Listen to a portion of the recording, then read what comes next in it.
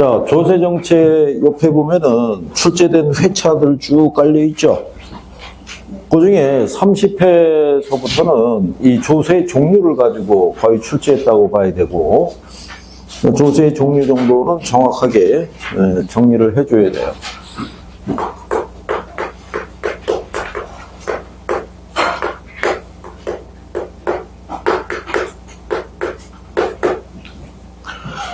자, 이 현대 정부가 가지고 있는 가장 강력한 권한이 이제 조세라고 볼 수가 있는데, 거기 보면은 우리가 이제 조세 정책이라는 거는 정부가 시장에 개입을 해서 국가 경영 등을 위한 재원 조달을 이제 목적으로 해서 조세를 부과하는 것이다라고 이렇게 생각하시면 돼요. 그죠? 근데 조세를 부과하는 거기에 목적이라고 나와 있죠. 그러니까 제일 처음이 뭐겠어요? 재원 조달 목적이라고 나와 있어요. 그런데 재원을 조달하기 위해서 과세를 하는데 거기서 파생되는 기능들이 이제 나타나기 시작한다라고 생각하시면 돼요. 그런데 거기 조세 목적 중에 보게 되면 소득 재분배라고 되어 있는데, 이 소득 재분배는 시장의 기능에도 포함이 되겠어요, 안 되겠어요? 소득 재분배. 시장의 기능에도 포함이 된다, 안 된다? 어? 못 들은 체 하지 말고 그냥 얘기해도 뭐 탈날 것도 없으니까 얘기만 해보면 돼. 시장의 기능에 포함이 돼야 안 돼요? 어? 안 된다고, 이거. 어? 소득 재분배는 시장에서는 할 수가 없는 거예요. 이거는 누가? 정부만 개입을 해서 할 수 있다라고 생각하시면 되는 거예요. 그죠? 우리가 그때 수업할 때 그렇게 얘기했잖아요. 내가 돈을 많이 벌어서 내 자식하고 손자들에게 그 재산을 물려줬을 때, 그러니까 부의 대물림이라고 하죠. 그거를 가지고 나에게 시비 걸 사람이 누가 있어요? 내가 벌어서 주겠다는데. 그죠?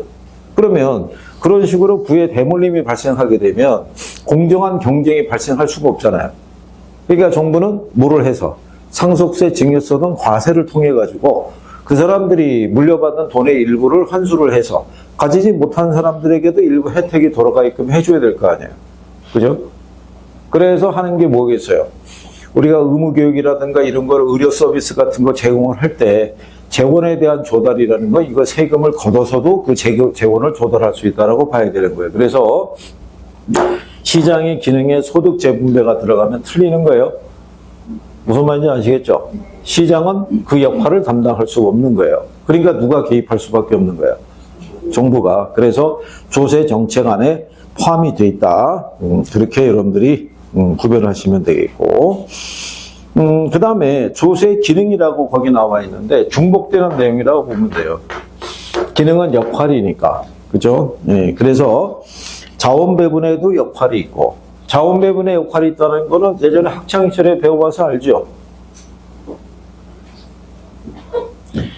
예를 들어서 옛날에 우리나라 물건 국산은 질이 형편이 없었어요. 그러니까 뭐가 인기가 많았겠어요?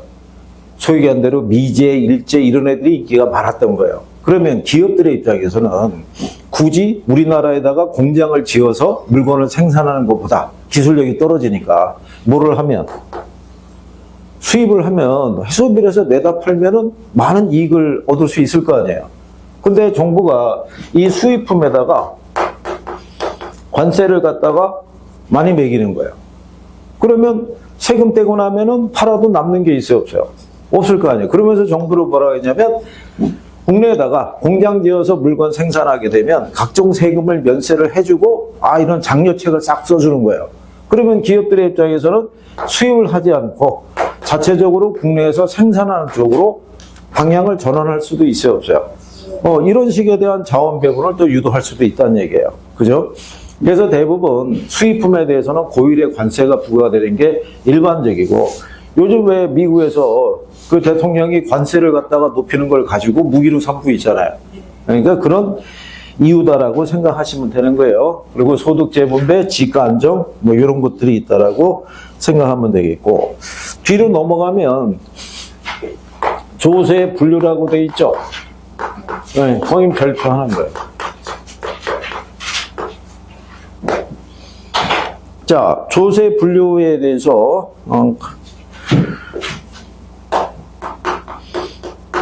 취득 단계가 있고 보유 단계가 있고 처분 단계가 있었을 때 여기에 국세하고 지방세가 이렇게 들어가 있어요. 그러니까 대표적인 거를 기준으로 정리하면 돼요. 처음부터 다 외울 필요 없어요. 뭐가 대표적인 게 뭐가 들어간다. 그래서 제일 먼저 나왔던 게 이거예요. 종부세 알죠? 종합부동산세가 이게 국세이자 보유세에 해당이 되는 거예요. 그러고 난 다음에 얘가 또 들어온 거예요. 뭐가? 재산세. 그래서 뭐가 중심인 거예요? 보유세가 중심이었던 거예요. 보유세가. 그죠? 우리나라의 보유세 수준이 선진국에 비해서는 많이 떨어지는 편이에요. 선진국이 한 1에서 1.4%대라고 그러면 우리나라는 0.4에서 0.6% 수준이에요. 그런데 이번에 정부가 뭐를 강화시키겠다는 거예요? 보유세를. 그러니까 팔아라 이런 얘기잖아요. 유예 없다. 팔지 않으면, 아니, 그러니까 이건 뭐예요? 강제로 팔아라가 아니라 갖고 있어도 좋다. 그런데 뭐는 부담해야 된다는 거예요? 세금은 부담해야 된다 이런 얘기예요. 그죠? 그러면 현실적으로 만약에 한 수십억짜리 되는 부동산이 있었을 때 거기에 따른 보유세 부담이 주어지게 되면 현금을 가지고 있지 않고서는 현금 재원을 조달해야 되는데 그 상태에서 다주택자들이 대출받기 힘들 거 아니에요. 그럼 결론적으로는 뭐를 매각을 하든가 해서 세금을 납부를 해야 되니까 부담이 커질 거라고 보고 파는 사람도 있고 그리고 항상 버티는 사람도 있어요, 없어요? 있어요. 일단 세금 내면서 버텨보자라고 생각하는 사람도 있고 그러니까 법이 만들어지면 법의 맹점을 또 파악을 해서 그래서 또 등 끌고 나가려는 사람들도 많이 존재한다. 이렇게 생각하면 될 거예요. 그래서 종부세, 재산세가 있는데 처음에는 이렇게 종류만 물어봤어요. 그죠? 그러다가 조금 바뀌고 난 다음에 여기 있는 종부세 있죠? 과세 기준일. 며칠? 응? 며칠? 윤종아, 이거 책 안 봤지? 어? 책 안 봤지? 어? 아니, 거기, 자, 그 페이지, 182페이지 하단으로 쭉 내려가면 그 기출 지문 있죠? 마지막에 5번을 보면 뭐라고 해놨어요? 6월 1일로 동일하다고 해놨잖아요. 동일하다고. 어? 그러니까는 안 읽고 왔다라는 게 여실히 드러나는 거 아니에요, 여기서. 이게 시험에 나온 거예요, 이게. 어? 얘도 전부 다 6월 1일로 동일하단 말이에요, 이게. 그러니까, 자, 보세요. 세법에서는 이런 난이도로 출제할 리가 없잖아요. 그런데 이게 어디에 나오면 위력을 발휘하는 거예요. 학교론에 나오면. 그러니까 2차를 공부를 안 하고 1차만 공부하는 사람들은 이게 낯설은 거예요. 어? 그러니까는 당황하는 거예요. 아니, 나 이거 종류만 글자 따갖고 죽어라고 외웠는데 갑자기 이게 들어오면 이게 맞는지 틀리는지 진위 여부에 따라 맞는 게 2개가 될 수도 있고 3개가 될 수도 있을 거 아니에요. 그죠? 그러니까 그런 내용까지 여러분들 아시는, 자, 우리가 증여세 있죠? 증여세는 어디에 해당이 돼요? 국세에 해당이 돼요. 취득세는? 그건 지방세인 거예요. 그리고 양도세 알죠? 양도소득세. 어디? 그럼 국세에 해당이 되는 거예요. 무슨 말인지 알겠어요? 그러니까 대표적인 걸 기준으로 해서 거기 보면 국세와 지방세, 취득, 보유, 처분에 대한 거 이렇게 구성이 돼 있을 때 두 번째 나와 있는 취득과 보유와 처분에 들어가 있는 국세와 지방세의 종류 있죠? 걔네를 중심으로 해서 시험에서 나왔던 것을 기준으로 해서 정리해보면 된다 이런 얘기고 이건 기본적으로 정리해둬야 돼요. 근데 여러분들이 세법도 배우잖아요. 세법도. 그러니까 이건 기본적으로 정리가 돼야 되는 거예요. 어? 우리 세법 선생님하고 사이가 안 좋아요. 어? 오늘 어떻게 친해져서 어떻게 정리를 해봐야 될 거 아니에요. 그 다음에 이제 옆에 보게 되면 조세 전가와 귀착이라고 있어요.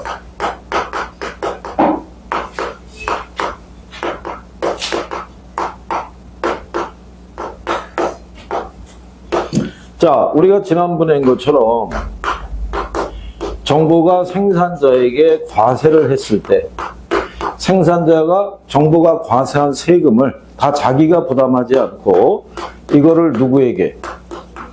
소비자 또는 누구에게? 요소 공급자에게 전가할 수 있다라고 얘기했던 거예요. 그죠? 이건 앞으로 전가한다 그래서 전전이라고 그랬고, 이건 뒤로 전가한다 그래서 후전이라고 얘기했던 거예요. 그죠? 우리가 그때 양복점 예를 들면서 설명했잖아요. 양복점 주인에게 정부가 양복 한 벌을 만들어 팔 때마다 과세하겠다라고 얘기를 해요. 그러면 양복점 주인 입장에서는 양복 만들어서 팔 때마다 얻는 수익이 줄어들 거 아니에요. 그거를 누구에게? 소비자에게. 그러면 양복 가격을 어떻게 돼요? 인상을 할 거 아니에요. 그죠? 그리고 양복을 만들려고 그러면 각종 원단 부자재가 필요하죠. 걔네를 납품하는 아이들에게도 얘기하는 거예요. 얘네한테 뭐라고 그러겠어요? 납품 단가를 낮춰달라고 얘기할 거 아니에요. 그래서 이거는 가격 인하의 형태로 나타난다고 얘기했잖아요. 그래서 우리가 주로 다루는 건 이걸 다루는 거고, 여기서 세를 부과하면 종량세도 있고 종가세도 있죠. 여기서는 종량세를 얘기하는 거예요. 물품에 부과하는 세금이 있죠. 예, 그거를 가지고 얘기하고 있더라. 그러니까 정부가 조세를 부과했다고 해서 생산자가 모든 조세를 부담하는 것이 아니라 그것의 일부가 소비자 또는 요소 공급자에게 전가될 수도 있어요, 없어요? 있을 거 아니에요. 그러면 누가 더 많은 세금을 부담하느냐 여부 있죠? 그거는 어떻게 결정이 된다 그랬어요? 어? 조세를 부과했어요. 그럼 그 부담액이 결정이 될 거 아니에요. 생산자하고 소비자가 있을 때 우리가 그때 그래서 이렇게 얘기했잖아요.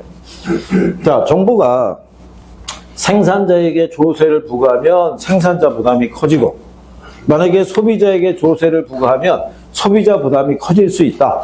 맞아요? 틀려요? 정부가 생산자에게 조세를 부과하면 생산자 부담이 커지고, 소비자에게 조세를 부과하면 소비자 부담이 커진다. 맞다? 틀리다? 빨리 틀리다고 얘기하니까 틀리다. 누가 부담하느냐의 크기는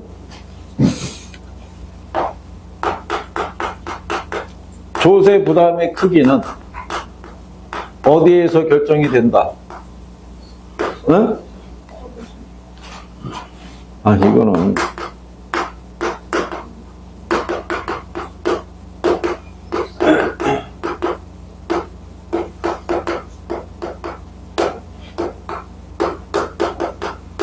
여기에서 결정이 되는 거예요. 수요와 공급의 상대적 탄력성이 크게 있죠. 그래서 그때 알려준 게 뭐냐면 탄소 비례라고 알려준 거예요. 탄력적일수록 조세 부담이 작고 비탄력적일수록 조세 부담이 크다라고 얘기해 줬던 거예요. 기억은 안 나죠?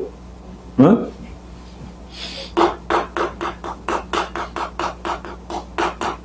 이거 시험에도 나온 거예요, 이 표현이. 응? 근데 만약에 유인 지문으로 나올 때 생산자에게 부과하면 생산자 부담이 커지고 소비자에게 부과하면 소비자 부담이 커진다 그러면 틀리는 거예요.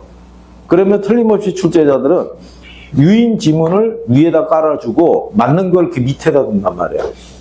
그러니까 순간적인 착각이 들어가면 얘가 답인데 얘를 선택을 해서 틀리는 경우가 빈번하니까 정확하게 알고 있어야 되는 거예요. 그죠? 근데 얘를 또 이해하려고 그러면 앞에서 여러분들이 탄력성 배웠죠? 탄력성에 대한 논리가 연결이 돼야 돼요. 그런데 하도 그게 안 된다고 그래가지고 요약집을 낼 때 탄력성 쪽에다가 이것도 거기다가 집어넣어 봤어요. 그런데 이해 안 되는 건 똑같아요. 그게 우리가 예를 들어서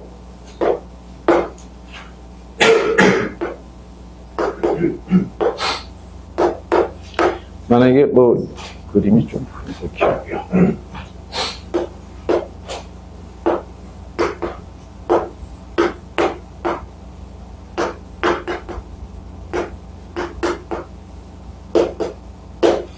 자, 우리가 이렇게 찍어봤을 때 수요가 기울기가 완만하고 얘가 가파르니까 수요가 탄력적이고 공급이 비탄력적인 가정이에요. 네? 일반적인 기울기로. 자, 이 상태에서 정부가 생산자에게 100원을 과세를 해요. 그러면 생산자는 이 세금의 전부 또는 일부를 누구에게? 수요가 전가를 해야 될 거 아니에요. 그럼 이 세금을 어디다 반영을 해야 돼요? 가격에. 이걸 반영하기 위해서 공급 곡선이 상방이동해요. 이렇게. 그죠? 네, 물품세니까.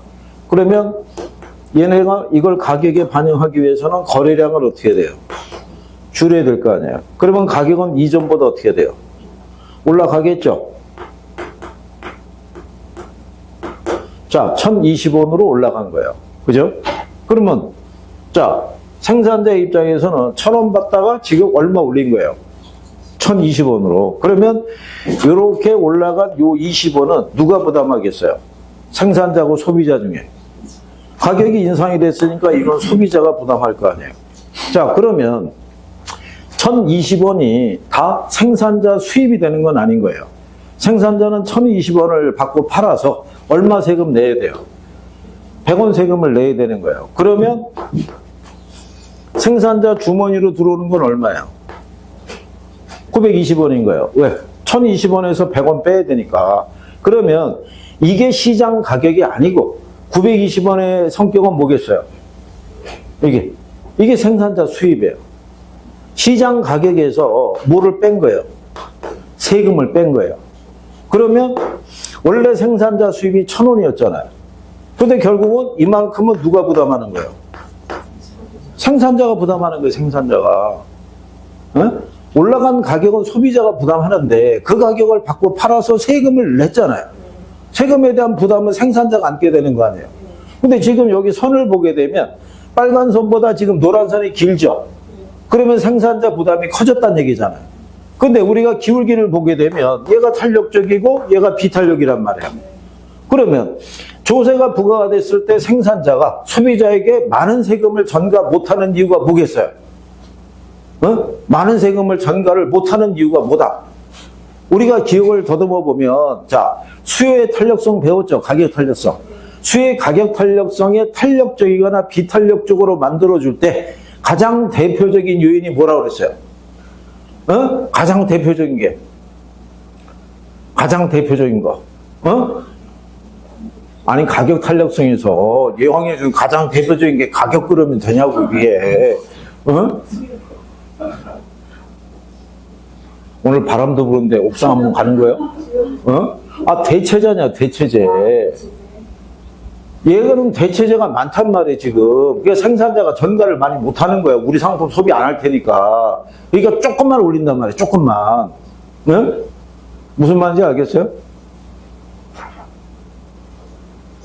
그러니까 탄력성에서 배웠던 게 연결이 안 되면 여기서 선생이 아무리 떠들어봐야 매칭이 안 되는 거예요. 그러고 난 다음에 다시 돌아가지고 이제 우리가 경제를 해. 탈주성을 할 때 우리 그때 왜 조세 전가와 귀차 했죠? 그랬을 때 또 아무 생각이 안 나. 그러면 거기서 선생님이 하는 게 아무 의미가 없는 거예요. 그죠? 표정만 똑같아. 이해가 안 된다는 표정만. 그러니까 이게 계속 돌아야 되는 거예요. 반복을. 응? 그래서 그것만 메모를 해놓는 거예요. 일단은 탄력적일수록, 그래서 거기 보면, 자, 183페이지에 조세 전가와 귀착 있죠? 거기 보면은 2번 지문에 조세가 각 경제 주체들에게 최종적으로 누가 부담하냐의 문제를 말할 때 수요와 공급의 탄력성에 따라 부담액이 달라진다 이렇게 되어 있잖아요. 그럴 때 거기 4번에 가면 탄력성이 큰 쪽은 가격에 예민하니까 적게 부담하고 탄력성이 작은 쪽은 가격에 둔감하니까 많이 부담한다라고 되어 있죠. 거기다가 가로 열고 탄소비대라고 해주세요. 그냥 탄소비대. 그 얘기는 뭐냐? 수요나 공급이 탄력적일수록 조세 부담이 작고 수요나 공급이 비탄력적일수록 조세 부담이 크다는 얘기예요. 근데 탄력적과 비탄력적이라는 표현은 지문에 나와야 돼. 그게 구별이 되니까. 그러면 이렇게 나올 때 수요는 탄력적이고 공급은 비탄력적일 때 조세가 부과되면 누가 더 많은 세금을 부담하냐 그랬을 때 갔다가 이게 탄이니까 소, 비니까 배. 그러면 문장을 갖고 내가 판단할 수 있을 거 아니에요. 뭐를 안 그려도. 그림을 안 그려도. 응? 일단은 거기 그렇게라도 체킹을 해주세요. 어? 그리고 이게 한쪽이 모두 부담하는 케이스가 있어요. 한쪽이. 그거는 이제 그 밑에 탄력성의 크기와 조세 규칙의 박스 있죠? 박스 밑에 가면 굵은 글씨로 되어 있잖아요. 그죠? 그거는 이렇게만 거기다가 정리를 해주세요.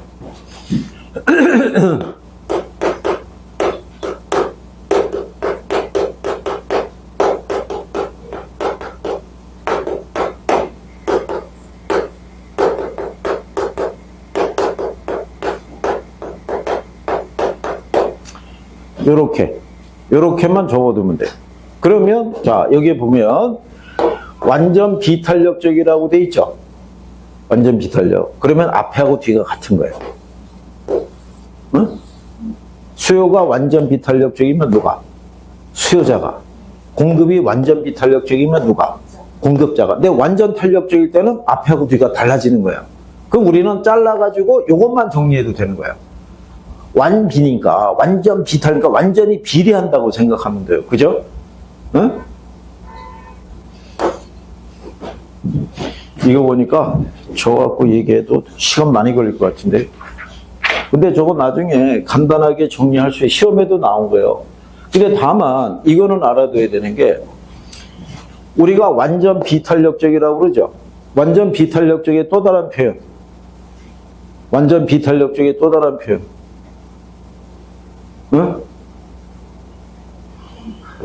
탄력성의 부호가 0이잖아요. 0. 응? 수요나 공급이나 이게 다 0이잖아요. 0. 응? 그 다음에 또 뭐라고 얘기를 해요? 수직선이잖아요. 여러분 시험에 뭐라고 하냐면 공급의 가격 탄력성이 0일 때 이렇게 나온단 말이에요. 완전 비탄력적이라 안 주고 0이라고 줄 때 0이라는 의미가 뭐라고? 완전 비탄력적이다 이렇게 인식을 해야 될 거 아니에요. 그죠? 그러니까 탄력성에 대한 개념이 정리가 안 돼 있으면 여기 와서 선생님이 아무리 얘기하더라도 연결이 안 돼요.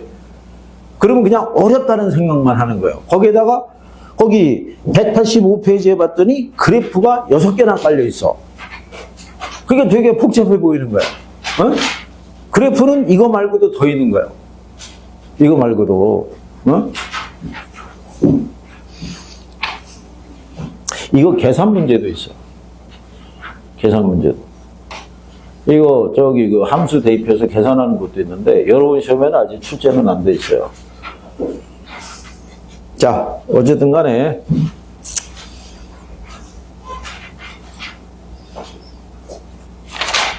그 정도라도 일단은 좀 해주면 좋을 것 같고. 그리고 그 186페이지에 가면 거기 양가로 오문에 거래세 인상과 경제적 순손실 있죠? 요거 배운 거 기억은 나요? 응?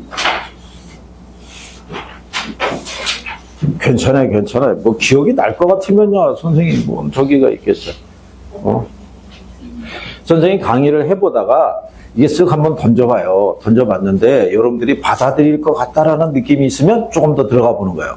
그런데 쓱 했는데 뭔가 이렇게 부딪혀 나온다는 느낌이 있으면 미룰 수밖에 없어요. 왜? 이거 가지고 시간을 계속 끌 수가 없으니까. 진도는 나가야 될 거 아니에요. 그죠? 자, 예를 들어서, 근데 이걸 이해하려고 그러면 여러분들이 균형 가격이 있죠?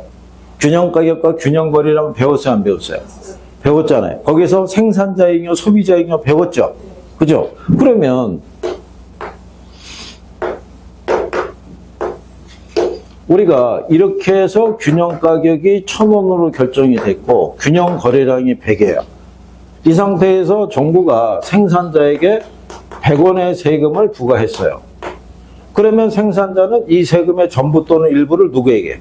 소비자에게. 근데 그 이전에 이 균형 가격 하에서는 생산자나 소비자가 다 만족한다고 그랬었죠. 원래 생산자는 이것만 받아도 충분하다고 그랬잖아요.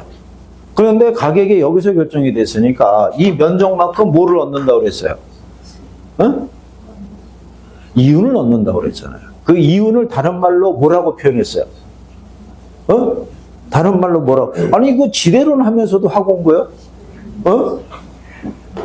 이걸 생산자 잉여라고 그랬죠. 어? 이거를 우리가 파레토의 경제지대 할 때 이게 경제지대 전용 수입이라고 했던 거예요. 어? 그러면 소비자도 얘를 구매하기 위해서는 최소한 이 정도까지는 가격을 지불할 의사가 있었는데 가격이 여기서 결정이 되니까 얘도 이윤을 얻는다고 그래서 이것의 표현을 뭐라고 그랬어요? 소비자잉여. 이거 두 개를 합한 걸 사회적 총잉여라고 그래요. 그죠? 그런데 정부가 과세했잖아요. 그러면 생산자 입장에서는 이 세금을 가격에 반영해야겠죠. 그럼 어떻게 해야 돼요? 공급량을 줄일 수밖에 없잖아요. 그러면 조세가 부과된 것만큼 거래량이 어떻게 돼요? 줄어들어요. 그럼 이전보다 가격은 높아질 거 아니에요. 그럼 이전보다 가격이 높아지면 자, 소비자 잉여는 어떻게 돼요? 줄어들 거 아니에요. 올라간 것만큼. 그러면 자, 생산자는 원래 수입이 1,000원이었죠. 그런데 1,050원으로 가격이 올랐잖아요. 근데 이게 다 내 주머니로 들어오는 게 아니죠. 1,050원 받고 팔아서 얼마 세금 내야 돼요? 100원 세금 내야 돼요. 100원. 그러면 공급자 주머니로 들어오는 건 950원이잖아요.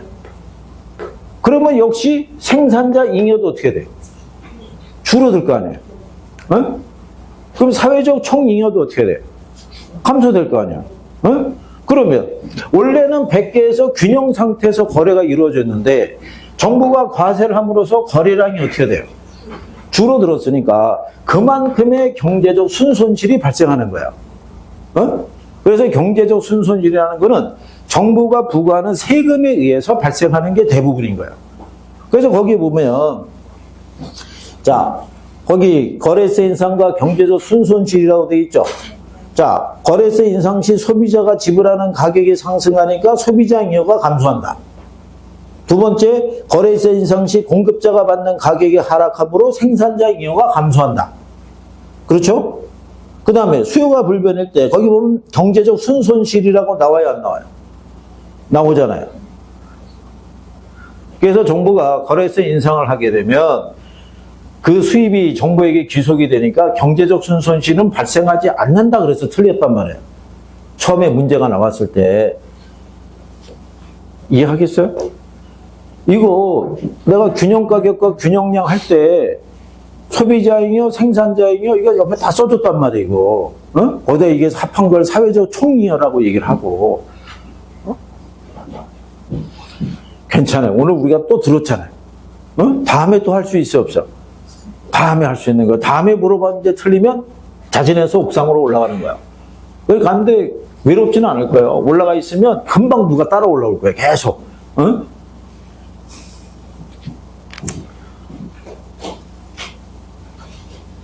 자, 여기 어렵다고 생각하지 말고 조세의 종류는 정리를 해두고 조세의 전가와 귀착은 탄력성의 크기에 따라 틀려지는데 탄소비대만 이때 염두에 두란 말이에요.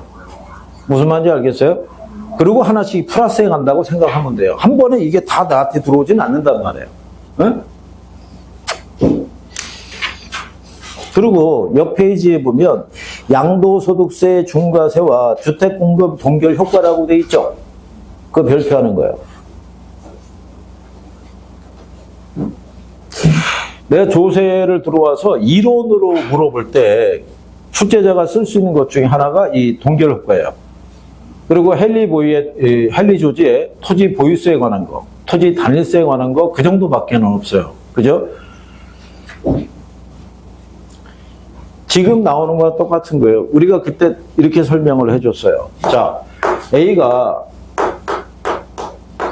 여기 주택을 갖다가 1억에 구입을 했어요. 구입을 했는데 얘가 6개월 만에 1억 5천이 된 거예요. 그러면 6개월 사이에 5천만 원이 뛰었다는 얘기는 뭔가 투기적인 요소가 개입됐다고 할 수가 있겠죠. 그래서 정부가 양도세를 갖다가 20% 과세를 해요. 그러면 A가 이 주택을 처분하게 되면 양도세는 배웠죠. 취득과 처분의 차익에 부과하는 세금이 양도세 아니야. 그러면 차익이 얼마예요? 5천. 5천에 20%면 1,000만 원인 거예요. 그러면 A는 이 주택을 매각하면 1억 4천을 손해 질 거 아니에요. 그러면 A는 이 가격에 판다 안 판다? 안 파는 거예요. 왜?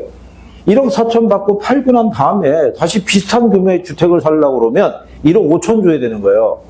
자기의 손해란 말이에요. 그러니까 여기에다가 플러스 뭐가 붙어야 돼요. 알파가 붙지 않고서는 팔진 않는다고. 이 자체가. 그러니까 결국은 정부가 양도세를 중과하게 되면 주택 보유자는 자기가 손해라고 생각하니까 매각을 뒤로 미룬단 말이에요. 매각을 뒤로 미룬다는 거를 다른 말로 바꿔 얘기하면 뭐라고 그러겠어요? 주택의 보유기간이 길어진다는 얘기예요. 무슨 말인지 알겠어요? 보유기간이 짧아진다 그러면 틀리는 거예요. 보유기간이 길어진다면. 그래서 오히려 주택 가격을 상승시키는 부작용을 초래하는 거를 주택 공급의 동결 효과라고 그래요. 그래서 동결 효과가 나왔는데 주택 가격, 토지 가격을 하락시킨다 그러면 틀리는 거예요. 그게 포인트예요. 이해하겠어요? 자, 그래서 그런 내용까지만 일단 정리해봤어요. 자, 그 다음에 투자론으로 가보는 거예요.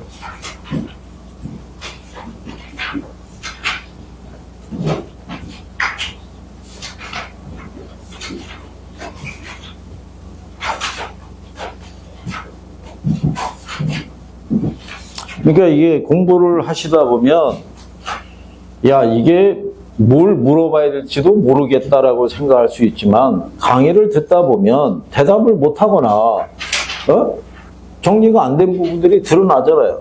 그럼 그걸 물어봐야 되는데 안 물어보고 버팅기는 거예요. 언제 물어보려고. 그러면서 말은 그렇게 하는 거예요. 아유, 물어볼 게 뭘 알아야 물어보죠. 모르니까 모르는 걸 갖고 물어보라는데 그것도 안 물어보고. 그리고 내가 볼 때 벌써 2월 이제 한 오늘 6일 정도밖에 안 됐잖아요. 근데 전통적으로 중개사 공부하는 양반들이 짝수다리 공부를 안 해. 항상 홀수다리를 기점으로 움직여요. 왜? 홀수다리 첫 진도 나가니까. 그러니까 지금 2월에 참석을 안 하고 있는 이 학생이 있다는 얘기는 2월은 버린 거예요. 그 학생 얼굴은 언제 볼 수 있을 것 같아요? 3월 초에. 얼굴 잠깐 보여주고 갑자기 또 소식이 끊겨. 그러고 난 다음에 5월 달에 잠깐 얼굴을 보여준 다음에 또 소식이 끊겨. 그러고 난 다음에 원서 접수할 때 잠깐 등장해. 그리고 시험장으로 가. 그리고 불행한 사태가 예견이 되는 거죠. 그러면 그 다음에 다시 한번 재도전하겠다고 또 와가지고 등록을 해. 그게 계속 되풀이되면 몇 년 머무는 거 일도 아닌 거예요, 이거. 한 번에 간다고 생각하고 열심히 해야 된단 말이에요, 열심히. 아, 그리고 공법 선생님한테 그 공지 들었어요? 다음 주는 화요일 날 수업해요. 근데 지금 불안한 게 뭐냐면 오늘 안 나온 학생들이 있죠. 걔들이 화요일 날 공법책 틀고 등장할 거라고, 틀림없이. 선생님 왜 오늘 여기 계시냐고 이렇게 얘기할 거라고. 그리고 다음 주 화요일 날도 안 나오면 금요일 날 공법 시간 때 개론책 들고 또 등장할 거라고. 그게 분명히 존재할 거라고 봐요, 그거. 공지사항도 안 본다니까요. 자기들 편한 것만 보니까. 제가 무슨 이 교육 하는 게 있어가지고 3일간 어떻게 그 일정이 1년에 한 번씩 하는 건데 잡혀가지고 부득이하게 그렇게 됐으니까 양해해 주시기 바라고. 어쨌든 간에 그 표정이 달라지는 거 보니까 1차부터 열심히 하라고 그랬으니까 다음 주 금요일 날이 공법? 그럼 공법은 쉬어도 되겠네? 뭐 이래가지고 일찍 연휴를 들어간다 이렇게 하다 걸리면 난리 나는 거예요. 내가 공법선한테 확인할 거예요. 몇 명이 들어오고 몇 명이 빠졌는지에 대해서 명단을 확실하게 불러달라고 얘기할 거예요. 그럼 그 다음 주에 연휴 끝나고 난 다음에 금요일 날 만날 거 아니에요. 죽음이라는 거예요. 그거는 있을 수가 없는 일이에요. 그거는. 근데 불안한 게 그거예요. 토요일 날 공시법이고 금요일 날이 공법이니까 그냥 싹 제끼면 바로 들어가니까 연휴를. 참, 진짜. 그런 거는 가르쳐 주지 않아도 아주 뭐 발달이 잘 돼요. 자, 그 다음에 우리가 배우는 단원이 190페이지에 가면 부동산 투자론이라고 있어요. 그죠? 자, 투자론은 산업인력관리공단에서 시험 목차가 부동산 투자 이론하고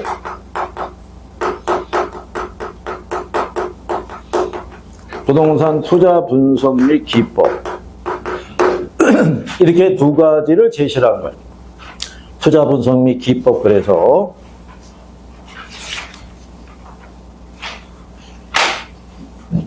여러분들이 여기 나가다 보면 저기 우리 복도 쪽으로 나가는 문이 있죠. 그 옆에 보면은 붙어 있어요. 거기 보면은 부동산 학개론 세부 시험 범위